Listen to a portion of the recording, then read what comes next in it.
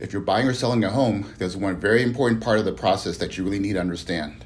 That's the appraisal.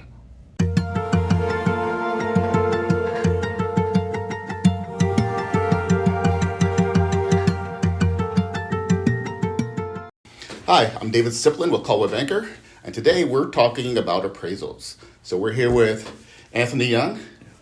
Pleasure. Thank you for showing up and talking to us today. Thank you for having me. So one of the big things going on right now in general with any market, buyers and sellers don't really understand value. And we get into a lot of problems sometimes with the buyer side where we're spending a lot of money on homes, Right. just trying to win, but we're not really looking at your side, the appraisal. Okay. So let's talk about that a little bit. So when you're doing an appraisal, what red flags do you see when you're trying to determine value? I mean, there's so many different things. That's a really big question there. When we sit there and we even look back at the beginning is when you're bidding on a property, right? So on the buy side, and we're spending a lot of money. This is somebody's, one of their biggest assets of their life, if not their biggest, right? Is the agent and the homeowner should understand. I mean, everybody goes to Zillow, but we understand that if we really dig into Zillow, if you watch them, their Zestimate matches whatever the house is listed at, Basically. overnight. Magic how that happens. Yeah. But studying the list price to sales price ratio in that neighborhood, the meaning, what are the properties that sold in the last 90 days? What are they being listed for versus what they're selling for? Right. And when we understand that, that's one critical area where people make the mistake. Where say in that neighborhood that they typically are doing, the consumer is spending 5% over list. Well, you should know that to know don't do 9% over list, because if you do 9% over list, you're the appraisal may come in short. Yeah. Right? Or on the other side where it's very emotional and it's we'll just leave it at emotional when you're constantly putting out offers on a property and you keep getting beat out.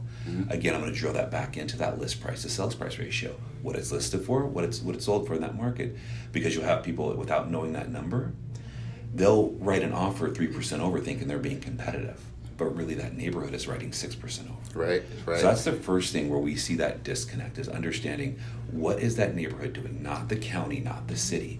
What is that neighborhood doing, and what are the buyers in that space doing? Right. And that's interesting that you mentioned that. Several years ago, I had a client when the market was really going crazy. He kept asking me, well, what percentage over asking price were people paying? So what I did was on my comps that I do, I have a section where I list the percentage of either below or above asking price that people paid, and I include that in my comps that I send to my clients. I love that. So not only do they see my regular comps, but they can see what actually people paid based on their percentages. And that's important, David, because see what happens, and I've talked about this topic all over the U.S., and what I find is most real estate professionals are not adding that list price to sales price ratio to the comps, and that's where the CMAs that we're presenting are misleading. And then if we do that, now we didn't set the expectations correctly, so now we have to manage emotions. Right. And we want to do this quick. We want to be intelligent. We want to look intelligent in front of the consumer. But when we don't, again, when we look at how the market's doing, what did they sell? Oh, they sold over list. Okay, well, what are the pendings doing? Well, we apply that list price to sales price ratio to the pendings. That tells us what they potentially are closing at. Right. And then if we want to dig deeper, we have a little bit more time, then we go and say, okay, hey, let me call all the pendings in this market area. And whether some agents will say, hey, you know what, we can't give that information. But actually in the California contract, you can. Right? But I understand it's a business decision, so people don't want to share. But it doesn't hurt if you call 10 agents of pending properties as a real estate professional, and then only 3 of them answer. But you can say, oh, out of those 3, wait, the list price to sales price ratio was 6 before. But something's happening. It's 9. It's 9 now. So we have to write there. So that's really important, and that's different. Most agents do not do that on the CMAs. That's impressive. Yeah, and that's a very, very good point to make. So when you're doing appraisal, what factors do you use when you're considering the value? I mean, there's a lot. I mean, I know. Again, that's a really big question. That's a big question. And when I read the appraisals, it's a lot of big stuff. It's a really big question. But number one, I mean, if we got to look at who's the consumer, who's the buyer, right? And what area are we working in? Are we an area where it's just right outside of startups and we have nothing but young executives that are there? Right. Okay. Well, then we're looking at a certain bedroom count or whatever. If we're looking at a transition where we're now going from a 2-bedroom community to a 3-bedroom community, now we're looking at family. And what do families care about, right? We don't buy houses, we buy schools. Exactly. So that's exactly. one of the key things that we look at. Other things that control value, obviously location, condition, the appeal. What else? There's so many. I mean, There's so each many, one, yeah. how I explain it to my team, and like I have Elizabeth De La Cruz, who's been with me for 13 years, and every day is still a study, and she's been working side by side with me. And how I explain it to my team is like, hey, look, this is like a football playbook. Yeah. There's 2 goals, but there's 1,000 plays. Yeah. And so each house is different, but just overall, one of the determining things is always location on there. So several years ago, the one neighborhood across from another, basically there was a freeway that divided neighborhoods. Is that still a factor, or do you kind of focus on the distance, like a mile from a property? Okay, so it was never really a factor. Yeah. Okay, so if we're going to dive in a little bit deeper here, that is a lending guideline. And we think from a lending standpoint, if you're giving out money, you're trying to manage risk. Okay, so when we said, hey, you know what? If we control this by 1 mile, and we say that the percentage difference between two houses can only be this much, that controls the risk. But that's not how you value property, right? And so now what I instruct both the homeowners and real estate professionals to do is look at sites that have heat maps, like TopHap, TOPHAP, right? And that's where you can zoom out. You can see, hey, you know what? On both sides of the freeway, it's the same. So on that heat map, it has the lighter the color, the cheaper the house, the darker the color, the higher the price, right? And you can pull out and say, hey, you know what? No, on both sides of the freeway, same school district, same elementary. And it's also the same buyer profile that's coming into the space. So it never really mattered. And even right now, when you go to the mile radius, that within itself has been carried on for so long. The secondary market carries it. Some appraisers still perform that way. But when we think about it, right, David, and you go into some of these neighborhoods here, just around their office, how many different pockets and neighborhoods do you have inside of a mile? Exactly. Right? There's too many. So Exactly. that within itself is misleading. So understanding, hey, where is the break in the neighborhood? And that could be on the elementary line. That could be where we switch from a certain segment of housing to a different segment of housing that's mostly, tenant occupied, right? Well, there could be a lot of different variables, but the 1 mile radius, it's a really misleading way to look, because again, let's say you have a property that's a semi-custom that's down the street. So if you go even a half a mile out, those properties don't compete with you. Right. So we have to now look at the heat map and say, okay, our pocket is here. There's another semi-custom community here and another one over here. Those are my comparables, which is the same way we do with townhomes. There's not townhomes on every block. Exactly. We have to dance around the city. Exactly. Because there are some neighborhoods where you can have one school that everybody wants to go to that's more desirable, and then you have across the street, it's a totally different neighborhood, Right. different comps. So we look at that. And also when we look at value. it's always knowing. So it's like, so for me, this is when we dig into the deeper part of the analysis, is like, is it the elementary that everybody's after? Or is it the high school that feeds into the UC system? Exactly. And that's understanding, and that's where geographic competency, from you as the professional helps the homeowner understand, hey, you know what? But the homeowner might, know that too. Like, hey, you know what? Everybody wants to, like in my area, everybody wants to go to De La Salle, right? Everyone wants to go to SRV or Cal High where my son goes, because those feed, right? So it's knowing what drives that community, but more importantly, paying attention to today's drive. Not historically, right? So historically in that neighborhood, the west side might have always sold higher, but maybe that money shifted, right? Let's look at even East Palo Alto versus Palo Alto, right? In East Palo Alto, a lot of people looked at that a certain kind of way, but then you had a bunch of buyers that came in and said, that line? You guys care about that line? Yeah. I don't care about that line. You mean I could buy the same property, Spend a whole lot. spend $1 million, demolish it, and build the same house that's over here? Yeah. Right? Yeah. So it's paying attention to the data. But Yeah, definitely. So what are a few things that sellers can do to help you determine the value? I don't think it can help you determine the value, but it never hurts. Information never hurts, right? So when an appraiser shows up to the property, like when some people try to go and turn on every light and wash the driveway down and all these other things, that stuff doesn't move anything, because an experienced appraiser comes in. I don't care if there's boxes stacked to the ceiling. I don't care if the house is minimalist.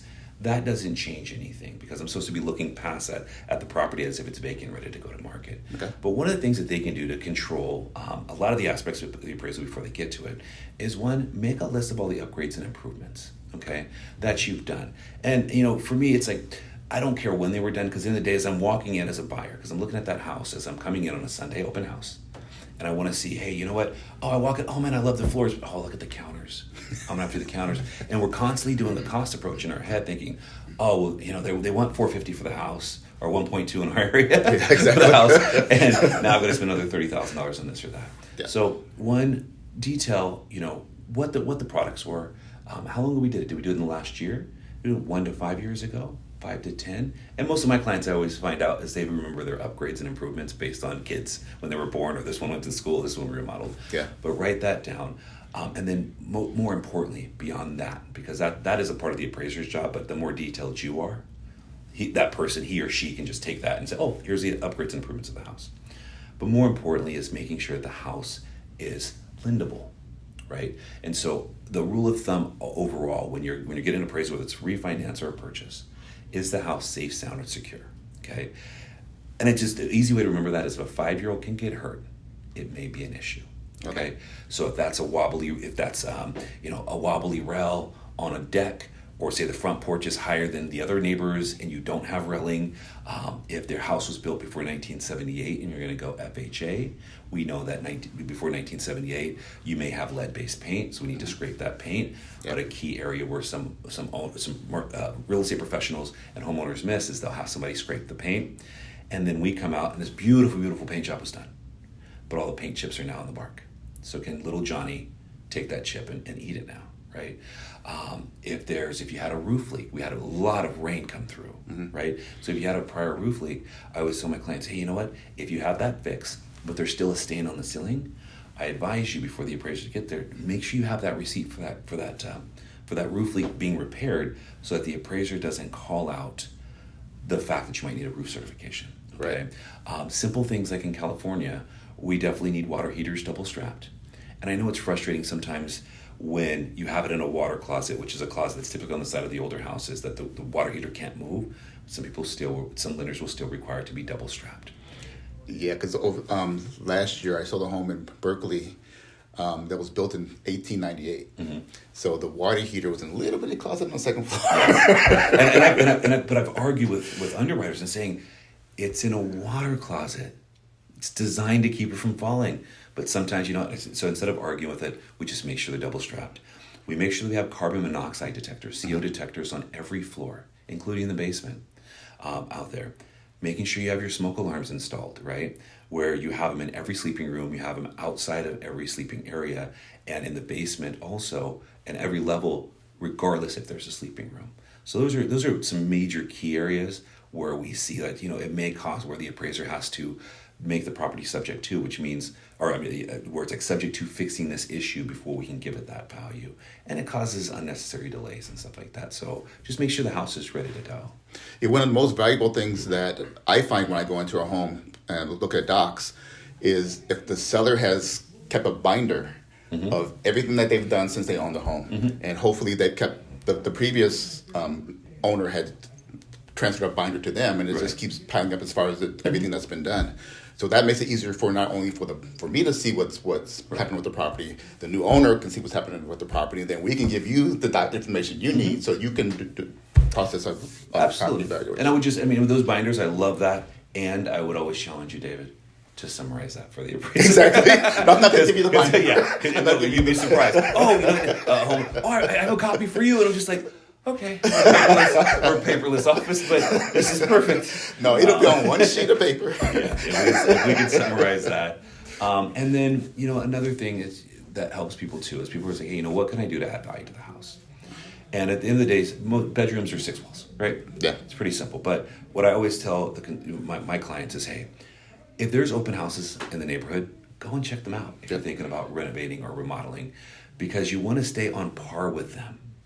Or if you're going to go above them, depending on how far you go above the level of upgrades that you do, if you go too far, make sure that's for you. Yeah, that's exactly. The way that you and your family, you've worked hard, and you want the property to look a certain kind of way. Look at a client put in 5,000 square feet of marble. 99% of the consumers in the market are not looking for 5,000 square feet of marble. Yeah, exactly. Right? It's a little cold. But that was what he wanted. He wasn't looking for a return on that. But everyone else, it's like saying, hey, you know, what can I put into the property to just bring up the value just a little bit, or the perceived value, right? Definitely go and check out what everybody else has done in the neighborhood so you know where you're at. Definitely. So, what is your process for, in the summer? Because I know that it's a big question, but when you make adjustments, because I know that whenever you have your sheet and you put all the different factors that go into the home, and, Right. and the homes aren't really exact matches, you have to do adjustments to each one. So, is there a quick summary that you can give people about how you make adjustments? Let me give you textbook, how we used to do it, Sure. and how we do it today. If that's Sure. okay. So, I mean, as you were explaining, the different adjustments, the properties are not always the same. The goal with appraisal is to bracket the property. We can't have, where your property is 1,000 square feet and we use all comps that are 1,300 square feet and adjust them down. Why? Because you could overvalue the property easily. So we want properties that are bigger, we want properties that are smaller, properties that are inferior, properties that are superior. To where the concept is to bracket, right? Okay. And now the textbook way of doing that is just, when we look at, if you look at the old way of okay, well, house A is a 3-bedroom, 2-bathroom with a pool and sold for $100,000. And house B is a 3-bedroom, 1-bath with a pool and sold for $75,000. What's the value of the pool? In 2024, and I've been doing this for 22 years, that's still a question that one of my team members just saw. But what we do is we compare like properties, right? And we say, hey, you know what?